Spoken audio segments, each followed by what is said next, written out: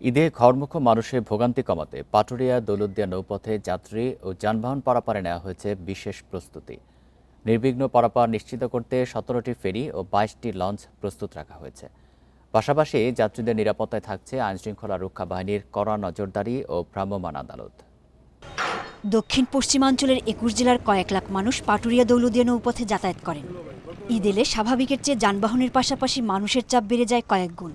ঈদে ঘরমুখো মানুষের ভোগান্তি কমাতে পাটুরিয়া দৌলতদিয়া নৌপথে যাতায়াত নিশ্চিত করতে বেশ কিছু উদ্যোগ নিয়েছে প্রশাসন ও বিআইডব্লিউটিসি। লঞ্চ ও স্পিডবোটে অতিরিক্ত যাত্রী ওঠানামা বন্ধে কাজ করবে নৌ পুলিশ। বিকাশ পেমেন্টে ১০,০০০ টাকার বেশি অফার।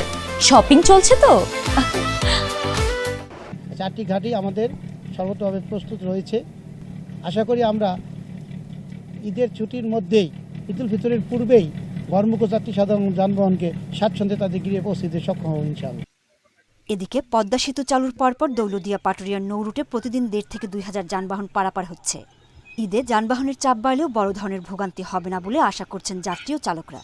আলুটা আমাদের অনেক সমস্যা হয়ে যাচ্ছে, এতে দেখা যাচ্ছে যে একটা গাড়ি আটকে গেলে আরো 10টা গাড়ি বাজার পাওয়ানো কষ্ট হয়ে যায়। কাঁচামালের গাড়ি ঘাট সবগুলো সচল থাকে।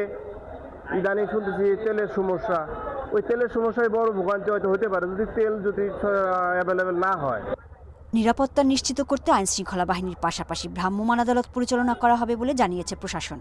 সুশৃঙ্খলভাবে তাদের জন্য গাড়িগুলোকে আমরা পথ করে দেওয়া এবং পার্কিং করা, এই দুটো জায়গায় আমরা খুব কনসেন্ট্রেট করব। আলাদা ট্রাফিক ডাইভারশন থাকবে, আলাদা ট্রাফিক সার্জেন্ট আমাদের এখানে নিয়োজিত থাকবে, আমাদের টিআই যারা থাকবেন তারা সবাই এখানে সার্বক্ষণিক থাকবেন।